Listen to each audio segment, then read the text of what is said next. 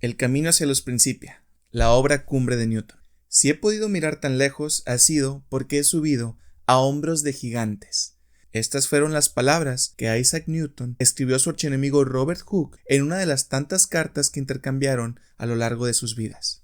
¿Por qué escribió esto Newton a Hooke? ¿Cómo se forjó su enemistad? ¿A qué gigante se refería Newton? Y principalmente, ¿cómo es que se convirtió en uno de los científicos más conocidos de todos los tiempos? Pues eso y más te voy a contar el día de hoy.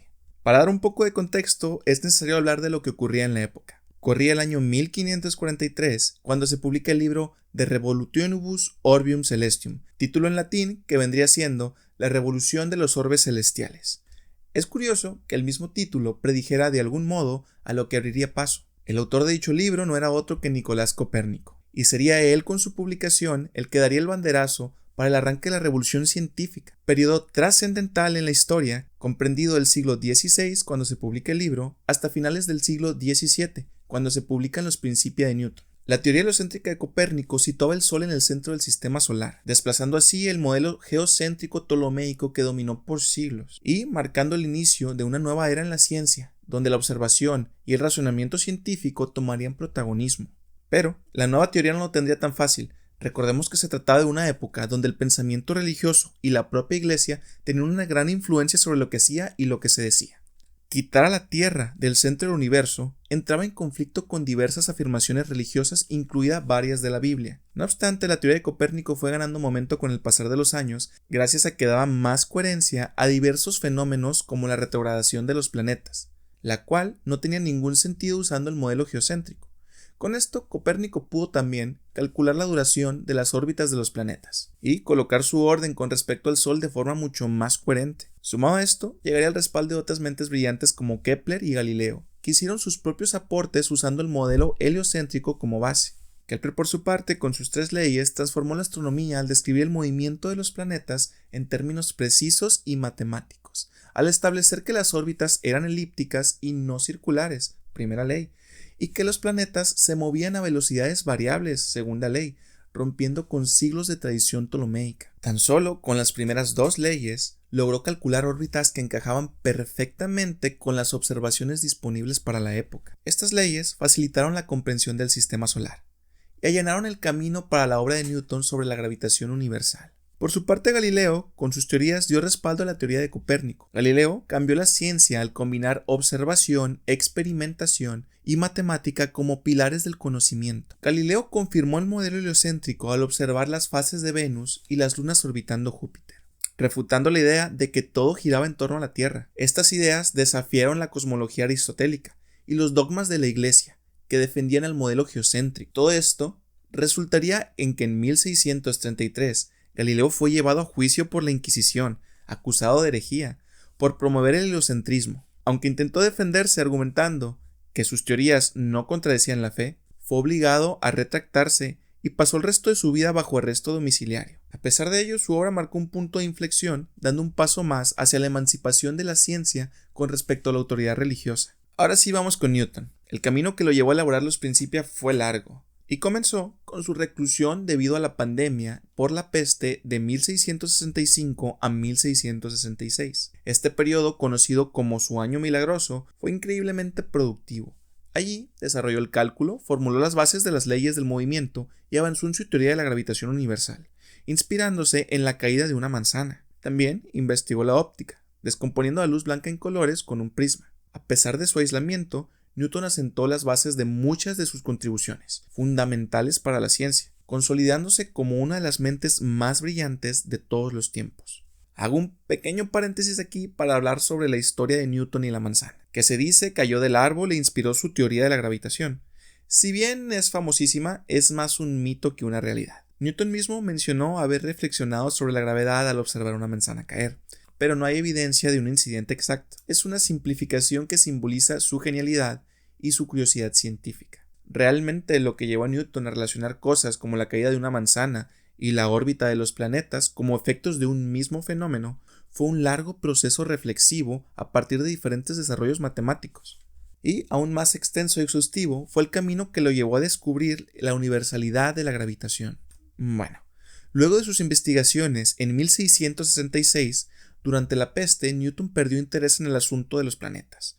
No fue hasta 13 años después que, al recibir una carta de Robert Hooke, con quien ya había tenido asperezas años atrás tras las primeras publicaciones de Newton sobre su teoría de la luz y los colores, dicho conflicto había quedado en el pasado, y Hooke le proponía reanudar sus intercambios epistolares, es decir, cartas con la intención de compartir ideas, intercambiar opiniones y debatir sobre ciertos temas. En la carta, Hooke le pregunta a Newton sobre la órbita de los planetas afectados por la inercia y por la interacción hacia el cuerpo del cual giran alrededor. Newton se negó diciendo que en realidad sus intereses se centraban ahora en otros temas, refiriéndose a la alquimia y a la teología. Aún así, se permitió sugerirle un experimento para demostrar la rotación diaria de la Tierra sobre su propio eje. La precipitada respuesta de Newton lo hizo errar en sus resultados, por lo que tuvo que soportar la corrección de Hooke. Esto, contra los deseos de Newton, dio para el intercambio de más cartas. En una de ellas, Hooke menciona su ley del inverso de los cuadrados entre los cuerpos como medida en la atracción entre estos, cosa que Newton ya había deducido años atrás durante la peste. A raíz de estos intercambios, Newton retomó el interés en el tema. Fue así que se dio cuenta que las primeras dos leyes de Kepler implicaban fuerzas de atracción inversamente proporcionales a la distancia de los cuerpos. Todo empezaba a encajar. Fue tiempo después que en 1684 entra a la historia Edmund Halley, conocido en parte por el cometa que lleva su mismo nombre. En dicho encuentro dado en agosto del mismo año, Halley preguntó a Newton cuál pensaba que podría ser la curva descrita por el movimiento de los planetas, suponiendo que la fuerza de atracción hacia el Sol fuera inversamente proporcional al cuadrado de las distancias. Newton respondió sin titubear, que serían elipses. Al preguntar cómo lo sabía, dijo: porque ya lo he calculado. Newton prometió que le mostraría los cálculos luego de rehacerlos, puesto que los había perdido. Esto no era cierto, pero dado la naturaleza de Newton, este primero las revisaría exhaustivamente. La pregunta se apoderaría de él, pero esta vez de una forma como jamás antes. Sir Isaac desataría su genio científico. Meses después, en noviembre de 1684, enviaría a Halley un pequeño tratado de 9 páginas de título de Motu Corporum in Girum, es decir, sobre el movimiento de cuerpos en una órbita. En dicho tratado incluiría también el descubrimiento que había hecho a raíz de las cartas de Hooke, y en versiones posteriores del documento verían la luz las célebres leyes de Newton, las cuales comenzarían siendo 5, pero que después se reducirían a solamente 3. Primera ley. Ley de inercia. Todo cuerpo preserva su estado de reposo o de movimiento uniforme en línea recta, a menos que sea obligado a cambiar ese estado por fuerzas impresas sobre él. Segunda ley. Ley fundamental de la dinámica. El cambio en el movimiento es proporcional a la fuerza motriz impresa y ocurre según la línea recta a lo largo de la cual aquella fuerza se imprime. En forma matemática, F igual a m por a, donde F es la fuerza, m es la masa y a es la aceleración. Tercera ley, acción y reacción.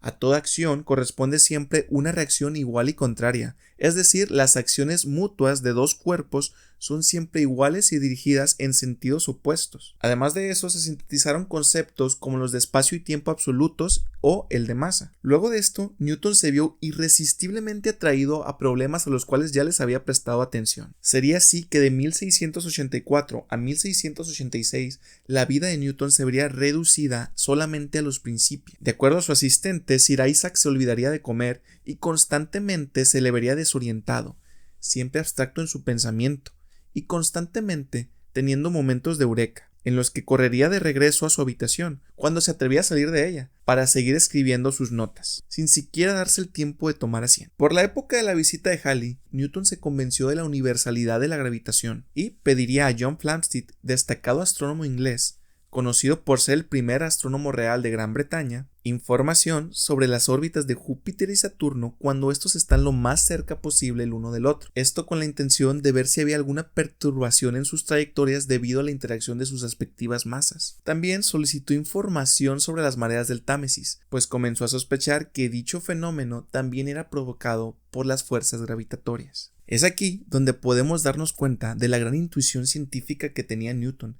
y de lo meticuloso que era a la hora de comprobar sus ideas. En este tiempo, el tratado de 9 páginas que era de Motu Corporum pasó a ser de 100 y finalmente incluiría el descubrimiento crucial: las distancias para el cálculo de las fuerzas de atracción debían medirse desde los centros. Esto puede sonar obvio, pero en el momento era algo que tomó a todos por sorpresa, pero que era indiscutible frente a las demostraciones matemáticas de Newton. Del mismo modo, los cálculos que hizo para la fuerza de atracción de la Tierra sobre una manzana y sobre la Luna coincidían de forma extraordinaria con la experimentación y la observación. Había nacido una leyenda. En la primavera de 1686, una solicitud para publicar el libro Philosophiae Naturalis Principia Mathematica, Filosofía Natural, Principios Matemáticos, siendo filosofía natural una referencia a lo que hoy en día conocemos como física, y la parte de Principia Matemática haciendo alusión a la dedicación de Newton por usar el lenguaje matemático para representar la filosofía natural.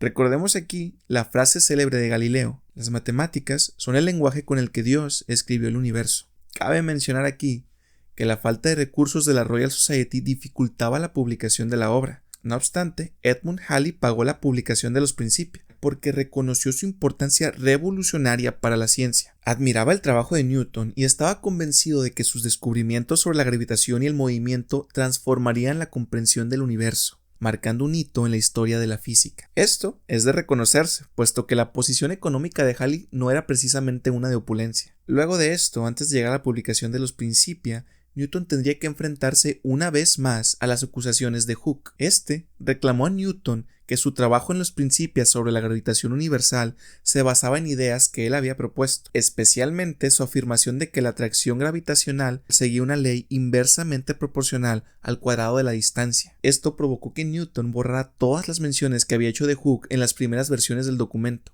Este conflicto por poco causó que Newton se abstuviera de publicar el tercer libro de los Principia, pero en vista de la expectativa de la comunidad científica se decidió a publicarlo completo y ampliado, para incluso una mejor venganza en contra de Hooke. Finalmente, el 5 de julio de 1687 fue que el trabajo de composición de los Principia había terminado. La versión que salió a imprenta consistiría en 3 libros y unos preliminares que incluían las primeras leyes del movimiento de Newton. A continuación, les daré una breve suma del contenido de los Principia. Preliminares de los Principia. Estos comienzan con definiciones fundamentales y axiomas que Newton llama las leyes del movimiento. Define conceptos como masa, cantidad de movimiento y fuerza. Establece un marco matemático para describir el movimiento de los cuerpos. Introduce las 3 leyes del movimiento, que son la base de la mecánica clásica, y desarrolla el concepto de gravitación universal como una fuerza que actúa a distancia. Libro 1. El movimiento de los cuerpos. Aquí Newton analiza el movimiento de objetos en ausencia de resistencias. ¿Les suena esto de algo a los problemas de física del colegio y la universidad? Describiendo órbitas elípticas, parabólicas e hiperbólicas, para derivar leyes del movimiento y explorar cómo las fuerzas centrales, como la gravedad,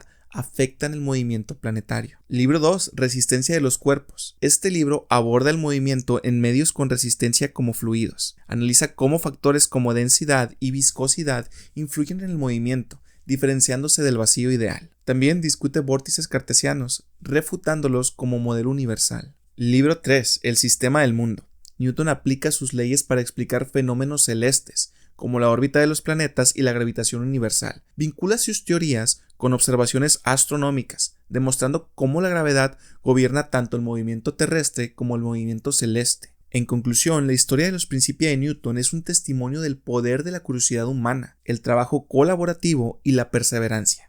Desde sus años de aislamiento durante la peste, donde comenzó a desarrollar sus ideas, hasta la intervención clave de Edmund Halley para publicar esta obra monumental, los Principia marcaron un antes y un después en la ciencia.